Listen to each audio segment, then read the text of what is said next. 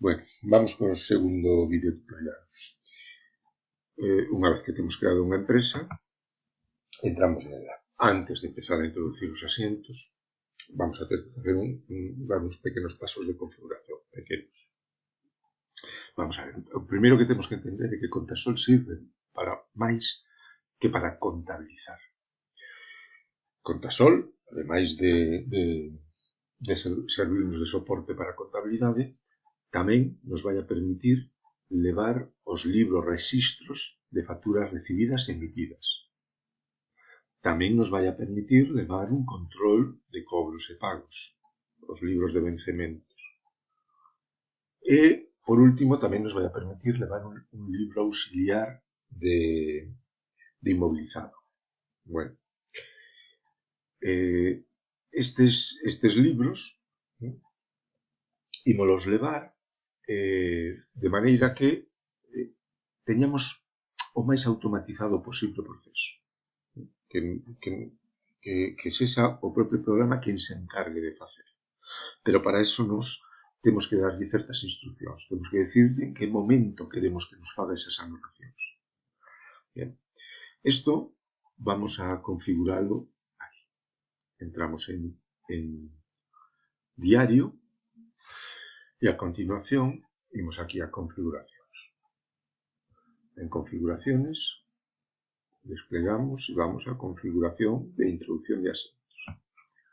Bueno, aquí temos varias cousas. Bueno, primeiro vamos ao que íbamos. Era ao tema dos procesos enlazados. Imos dicirle como queremos que actúe con respecto ao libro de registro de facturas recibidas, do libro de registro de facturas emitidas, da xestión de cobros e pagos e do auxiliar de inventario de inmobilizado. Entón, vamos aí a procesos enlazados. Y nos dice, activar el libro de IVA repercutido al usar una cuenta de clientes o deudores.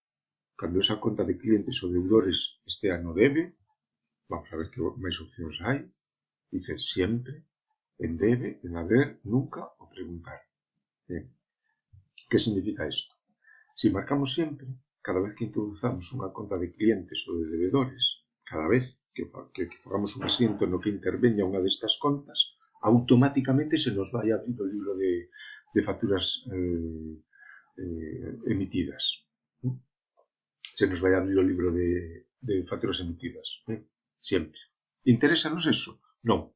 Porque se estamos contabilizando un cobro, bancos a clientes, non queremos que se nos abra o libro de IVA. Cando queremos que se nos abra o libro de IVA? Cando facemos unha venda. Cando contabilizamos clientes, a vendas e a IVA. Vale? Entón, cando a conta de clientes está no debe. É certo que hai situacións que cando a conta de clientes vai no haber, se hai unha devolución de vendas, que tamén quereríamos que se nos abrise o libro de IVA automáticamente. Pero é un pouco excesivo poñer que se nos abra sempre cando esas devolucións son, bueno, en fin, se realizan moi poucas veces. Neses casos, teremos que despois nos abrir manualmente o libro de IVA. Queremos que se abra automáticamente cando a conta de clientes se contabilice no debe. Cando fagamos clientes a vendas e a IVA. Bueno, a mesma reflexión é para o libro de facturas recibidas. Cando queremos que se abra? Cando contabilizamos unha compra. Compras IVA a proveedores. O sea, cando a conta de proveedores estea no haber. De proveedores ou de acreedores ou de proveedores de inmobilizado. No haber. Bien, pois no haber. Bien, listo isto. Efectos comerciales. Isto é cando queremos que se nos anote no libro de cobros e de pagos os vencementos deses cobros e deses pagos.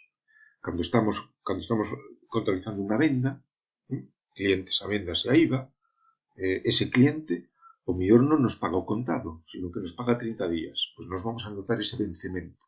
Queremos que se nos abra automáticamente. Porque poderíamos facelo exactamente igual que fixemos.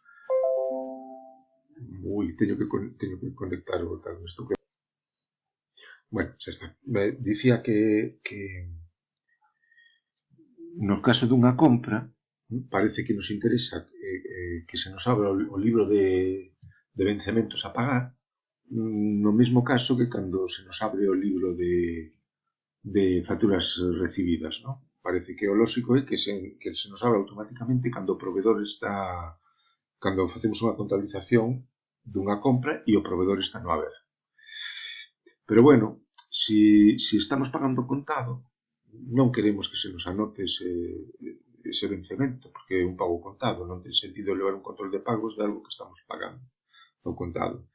Entón, a ver, que isto é unha cuestión do propio contable, decide o propio contable como parametrizar este tema. Eu prefiro poñer aquí preguntar e así o controlo eu. Bueno, cada vez que metemos unha conta de clientes ou de proveedores, o programa vai me preguntar se quero levar iso ao libro de registro de facturas recibidas. Bueno, é un pouco engorro e tal, pero, en fin, tampouco é a cousa tan grave. Inmobilizado, libro de inmobilizado. Por que hai que levar un libro de inmobilizado? Vamos a ver, as empresas teñen que contabilizar os bens de inmobilizado e despois teñen que amortizalos. E as amortizacións deben realizarse separadamente. É dicir, cada un dos elementos da empresa do inmobilizado temos que saber en todo momento canto se leva amortizado e canto está pendente da amortización. Entón, nós poderíamos anotar na contabilidade, crear unha conta na contabilidade para cada un dos elementos de inmobilizado e crear unha conta de amortización para cada un deses elementos de inmobilizado. Pero iso é inviable, porque poden ser centos. Pensade que unha cadeira é un elemento de inmobilizado. Se teño 10 ou 15, anotar as 15, crear unha conta para cada unha, en fin, e se en vez de 15 son 150, xa nin contalo. Bueno, entón, o plan sí que permite agrupar por elementos que leven o mesmo ritmo de amortización. Elementos aos que se lle aplique a mesma porcentaxe de amortización ou que teñen a mesma vida útil, que teñen o mesmo ritmo de amortización, podense contabilizar conjuntamente. Pero, o sea, facer un asiento conxunto. Pero, despois hai que levar un rexistro donde cada un deles aparezca separadamente. Cando se adquiriu, quen foi o proveedor, que vida útil ten, canto leva amortizado, canto é pendente de amortizar. Nós podemos coller todo o mobiliario de unha oficina e abrir unha única conta, que lle chamamos mobiliario de oficina 1, o mobiliario de despacho principal. Vale? E aí pues, incorporamos as mesas, as cadeiras e os armarios. Todos teñen o mesmo ritmo de amortización, pois 10 anos ou o que sea, e levamos unha única conta, e dicimos mobiliario de despacho 1, e despois cando contabilicemos a amortización do despacho 1. Pero, cuidadín, despois temos que levar un rexistro onde estean perfectamente identificados todos os elementos que hai nesa conta. Todo o que está agrupado nesa conta teñen que estar anotados separadamente. Porque nun momento dado, a mí se me pode romper unha cadeira e teño que dala de baixa da miña contabilidade, E entón teño que saber canto levo amortizado desa cadeira. E entón o valor da conta inicial se vai a modificar e, en fin, bueno, hai que levar este tipo de control. Isto podemos facelo aquí en Contasol ou podemos abrir unha folla de Excel, un libro de Excel onde levar este tipo de cousas. Como no noso exercicio non imos levar un control de inmobilizado deste tipo por medio de Contasol, nos vamos a decirlle aquí que nunca, pero só por esta razón.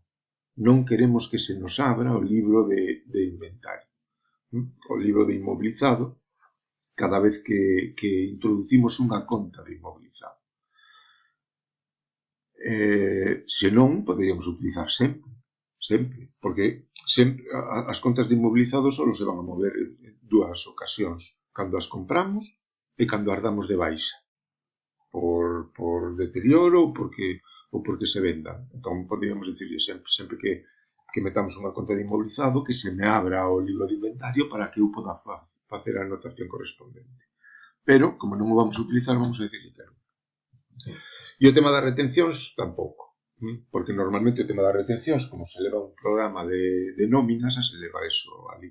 Aínda que tamén é certo que temos outras retencións que non están que non son as retencións dos traballadores. Pero, bueno, non vamos a levar isto e vamos a deixalo como está. Os que nos interesan fundamentalmente son estes dous. Estes son os máis importantes para nós. Aceptamos.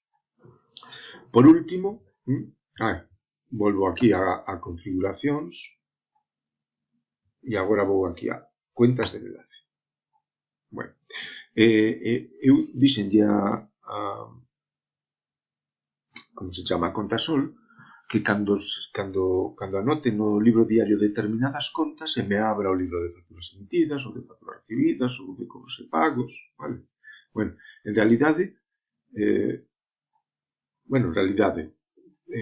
isto que teño aquí, vedes, libro de IVA repercutido, vaise abrir o libro de IVA repercutido cando utilice a 430, a 431, a 435, a 440 e a 445.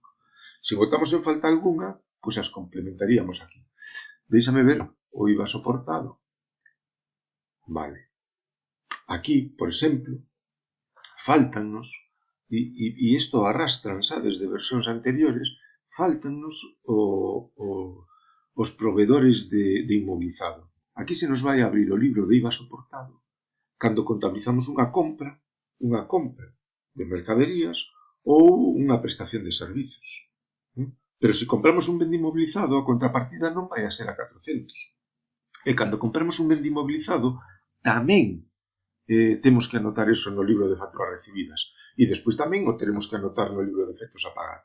O sea que non nos queda outra que vir aquí, e isto non sei, é algo que se lles pasa aquí aos programadores, ou mellor hai algunha razón, pero a mí se me escapa. Temos que anotar aquí sempre a conta de proveedores de inmobilizado a curto prazo, a conta de proveedores de inmobilizado a longo prazo,